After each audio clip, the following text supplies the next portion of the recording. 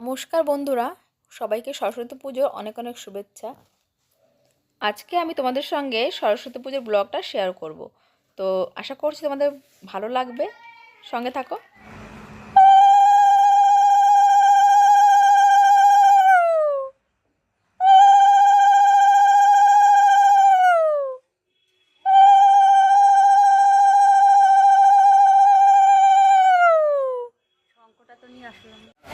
আজকে হচ্ছে 1 তারিখ শনিবার সন্ধ্যাবেলা আমাদের প্রতিমা দেখো আমরা নিয়ে এসেছি বাড়িতে।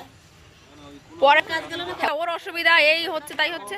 কাঠের তো নিচে তো দাঁত পাগল, কাঠ কাঠ দাঁত নিচে তো আরে ওই দিক থেকে যায় ও পাশে যেতে হয়।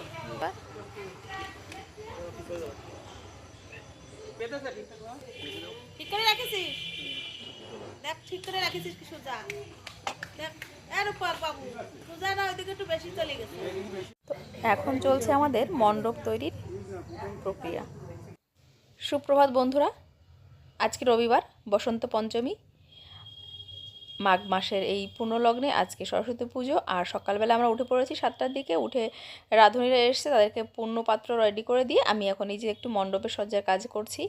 তো আমার এই যে মেজ ননদ এসে আলপনা দিচ্ছে, আর আমি এখানে এই যে রঙিন কাগজ দিয়ে মণ্ডপটাকে সাজানোর চেষ্টা করছি। তো ওইদিকে দেখো এই যে এই কাগজগুলো সমস্ত কেটে নিয়েছি, আর এখন এই যে দড়িটা টাঙিয়ে তারপর কিন্তু আমি একটু একটু করে কাগজ দিয়ে এগুলোকে সাজানোর চেষ্টা করছি। কোমরটা তো প্রচণ্ড যন্ত্রণা করছে, ভয়ঙ্কর যন্ত্রণা করছে। তারপরেও কালকে কি করলো আমার আর কি কাকা শ্বশুরের ছেলে, মানে আমার দেওর, ও কাগজ কিনে এনে দিয়েছে। আমি বললাম আমার কোমরে ব্যথা, তা বললো ঠিক আছে বৌদি আমি করব।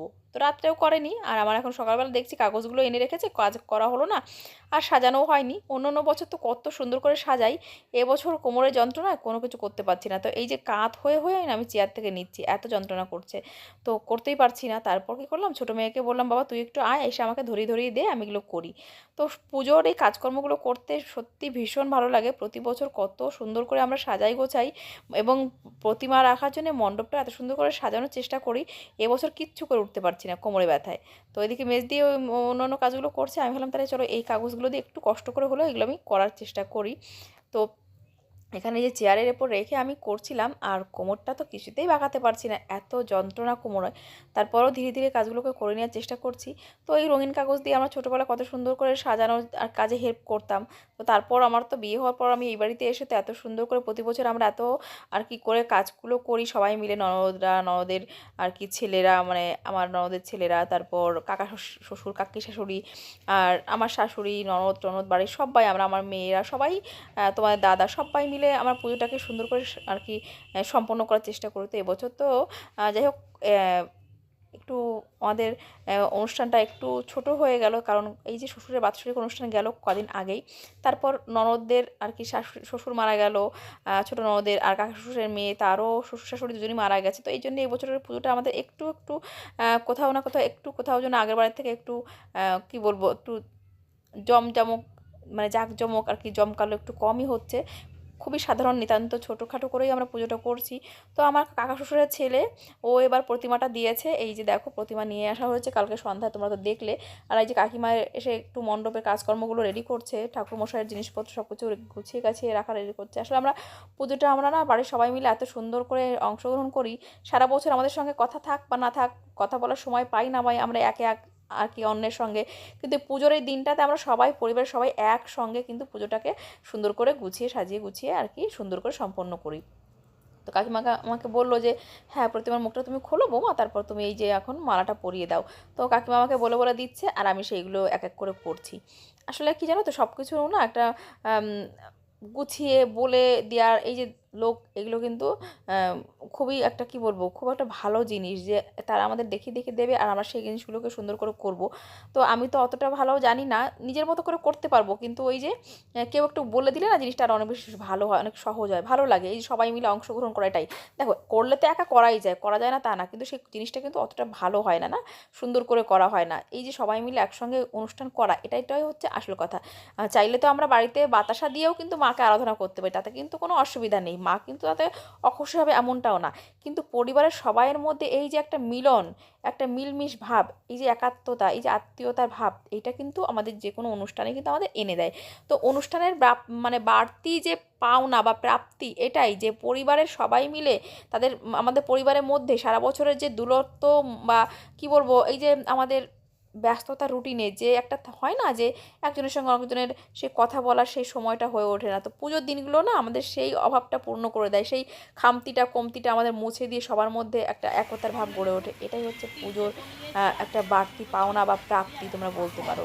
তো মা আমাদের সবাইকে শুভবুদ্ধি দিক, আমরা সবাই যেন নিজেদের মনের এই যত মলিনতা আছে, নীচতা আছে, দীনতা, এইটা যে আমরা কাটিয়ে উঠতে পারি, এইটাই হচ্ছে পুজো করার সবচেয়ে বড় প্রাপ্তি। তো দেখো এই যে রুম্পা, যেমন আমার ছোটো মেয়ের সঙ্গে ওর ছেলে পড়ে, ও সকালবেলা চলে এসছে, নিজের মনে করে আপন মনে করে বলেই না এসছে, তো নিজের মনে করে এসছে, ও অনেক কাজে হেল্প করছে। আর মেজদি তো সবার উপরের, মেজদি নিজেই দায়িত্ব নিয়ে এবার করছে। আমি বলেছি মেজদি আমি ভীষণ অসুস্থ, তোমার সব একা করতে হবে, তুমি সব কিছু একা করো। তো মেজদি কিন্তু কালকে থেকে উঠান লেপা শুরু করে মণ্ডপের ওখানটা লেপে দেয়া, আলপনা আঁকা, সমস্ত যজ্ঞের জিনিসপত্র গোছানো সব কিন্তু মেজদি করেছে। আর এখন কাকিমা আমরা সবাই মিলে কিন্তু ওই যে বাকি কাজটুকু আমরা এখন সবাই মিলে করছি এবং কথা বলছি নিজেদের মধ্যে, অনেক অনেক ভালো লাগছে সবাই মিলে একসঙ্গে হয়ে এই যে কাজ করার মজাই আলাদা। এবার বাবার বাড়ি কাউকে ডাকিনি, কারণ কি পুজোটা ছোটোখাটো করে করবো বলেই কিন্তু আর কাউকে ডাকলাম না। তবে অনুষ্ঠানটা ছোট করে করতে আমরা চাইলে কী হবে, মা কিন্তু চায়নি যে আমরা অনুষ্ঠানটা ছোট করে করি, ওই জন্যে এবার ছোট করে করতে গিয়েও কিন্তু অনুষ্ঠানটা বড় করে হয়ে গেল, একটু বড়ই হলো। তবে গত বছরের থেকে গত বছর তো করতেই পারিনি, এবার একটু এইরকম হলো। পরের আশা আছে মা যদি আমাদের দেয় তাহলে অনুষ্ঠানটা মানে আগের মতো সেই জাঁকজমকপূর্ণভাবেই করব। ননদরাও পরের বছর আসবে, সবাই মিলে একসঙ্গে হবো, বাবার বাড়ির লোকদেরও ডাকবো। তো বাবার বাড়ির লোক, ননদরা, শ্বশুরবাড়ির লোক সবাই মিলে একসঙ্গে হয়ে কিন্তু সুন্দর করে অনুষ্ঠানটা করব আশা আছে। এখন মা কি করবে সেটা মায়ের হাতেই। তো এখানে দেখো আমরা সমস্ত কিছু গুছিয়ে নিচ্ছি। ঠাকুরমশাই 12টার দিকে আসবে বলেছে, কারণ 12:15 সময় থেকে কিন্তু আমাদের শুরু হচ্ছে লগ্ন। তো এখানে দেখো সমস্ত কিছু গুছিয়ে টুছিয়ে নিচ্ছি। আর মেয়েকে বললাম তুমি আম্মের পল্লবটা ওখানে ঘটে দিয়ে দাও, কারণ ব্রাহ্মণ আজকে এই ঠাকুরমশাই একটু দেরি করবে না, কারণ প্রচুর প্রচুর সরস্বতী পুজোর দিন জানো সবাই প্রচুর ঘরে পুজো হয়, তো ব্রাহ্মণদের এই দিন প্রচণ্ড ব্যস্ত থাকে। উনি বলেছেন সমস্ত কিছু গুছিয়ে রাখতে। তো দেখো আমাদের মোটামুটি কাজকর্ম গোছানো হয়ে গেছে, এখন আমরা বসে আছি ঠাকুরমশাইয়ের জন্যে।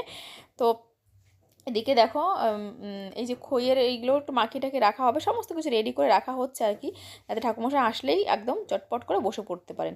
তো মেজদি ওরা ওর কাছে রেডি হতে, আর এই যে ঠাকুরমশাইয়ের জন্য আসনটাও এখানে পেতে দেওয়া হলো। মোটামুটি সমস্ত কিছু গুছিয়ে রাখা হলো হাতের কাছে। এখন ঠাকুরমশাই আসলেই আমরা কিন্তু পুজোতে বসে পড়বো। তো ওদিকে রান্নাটাও, খিচুড়ি প্রায় কমপ্লিট হয়ে এসছে, তরকারিটাও হয়ে গেছে। এখানে দেখো আমার এই যে এদিকে নারকেলটা আমি কুড়ে নিয়েছি, আর এখন ভোগটাও কিন্তু আমি রেডি করে নিচ্ছি এইভাবে। তো হাতে হাতে সমস্ত কাজ কিন্তু হয়ে যাচ্ছে। আর এখন মোটামুটি এটুকু ওই প্রসাদটা মানে এটা আর কি রেডি করে নিতে পারলে সমস্ত কিছু হয়ে গেল। ফল টল তো কাটা হয়েই গেছে, খই মুড়ি শাশুড়ি মাখিয়ে দিয়েছিল, সমস্ত কিছুই প্রায় কমপ্লিট। একটা পুজোতে কিন্তু একজনের মানে একার পক্ষে এটা কিন্তু সম্ভব না, কারণ একটু বড় করে যেহেতু পুজোটা করা হচ্ছে, তো প্রচুর কাজকর্ম থাকে, সবাই মিলে হাতে হাতে করলে জিনিসটা অনেক ভালো হয়, অনেক সুন্দর হয়। তো দেখো এই যে মোটামুটি আমাদের রেডি। আমাদের এখানে এই যে এখন ঠাকুরমশাইও চলে এসেছে, আর আমরা এবার কিন্তু পুজোতে বসবো। তো এইটাও হয়ে গেলে এবার আমি হাতটা ধুয়ে এসে বসে পড়বো। তো সব কিছু একটু গুছিয়ে টুছিয়ে নেওয়া হবে। কাকি শাশুড়ি ওদের সবাইকে আরেকবার করে ডেকে এলাম সবাইকে, যে তোমরা চলে এসো, ঠাকুরমশাই চলে এসছে। তো অ্যানাউন্সমেন্ট করা হয়েছে, পাড়ার সবাই কিন্তু আসবে এখনই। আর এখানে আমি এই যে মালাটাও এখন আর কি পরিয়ে দিচ্ছি। তো এবার আমরা কিন্তু বসবো হচ্ছে অঞ্জলি দিতে। পাড়ার সবাইকে অ্যানাউন্স করা হয়েছে, সবাই এক এক করে আসছে। তো সবাই মিলে একসঙ্গে অঞ্জলি দেবো, তারপর কিন্তু সবাই প্রসাদ নেবে। তো সেই ব্লগটা কিন্তু সেইটুকু কিন্তু আজকে আর তোমাদের সঙ্গে শেয়ার করছি না, কারণ অলরেডি ব্লগটা বড় হয়ে যাচ্ছে। ওইটা আশা করছি কালকে তোমাদের সঙ্গে শেয়ার করব। তো দেখো এই মালাটাও নিয়ে আসা হয়েছিল, এটাও পরিয়ে দিচ্ছি, আর ঠাকুরের এই চাঁদমালাটাও ঠাকুরের হাতে দিয়ে দিচ্ছি।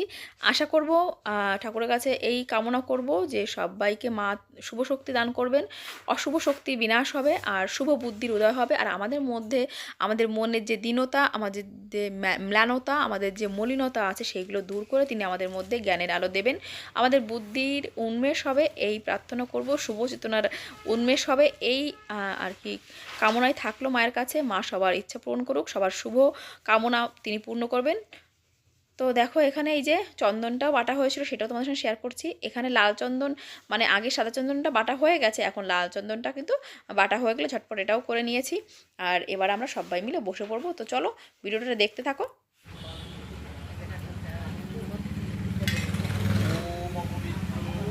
सर्वा सर्वावस्थं लघुविवाजस्मरे तुरीकक्षवज्रभ्यन्तरशुचि ॐ शुचि ओम माधव माधवमाची माधव माधवरिति स्मरन्ति साधव शरीरे शत्रुकार्येषु माधव ॐ माधवम् ॐ माधवम् ॐ माधवम् ॐ नमो विवस्यते ब्रह्मन् আছে রেখেছিলাম কলা পাতায় ওই তো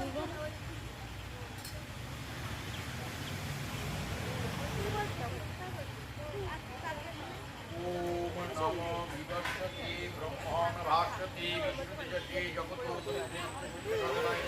ईश्वरं भगवते जायो नमः ॐ ईश्वर्यो सर्वसांसो तिजराशे जगतपते अनुपमय मांगभक्तं ध्यानग्रहवाग्रं ॐ जवाकुशं नास्तव्यं महापुरुषं संसारि सर्वपापं भुजदिवाग्रं ॐ शस्तिनो इन्द्रः विद्रस्रवा शस्तिना पुखा विश्वविदा शस्तिनो তো বন্ধুরা আজকের মতো এখানেই ভিডিওটা তোমাদের সঙ্গে শেষ করব। আর নেক্সট ভিডিওটা আসছে পরের দিন। ততক্ষণ সব ভালো থাকো, সুস্থ থাকো, টাটা বাই বাই, দেখা হবে আবার।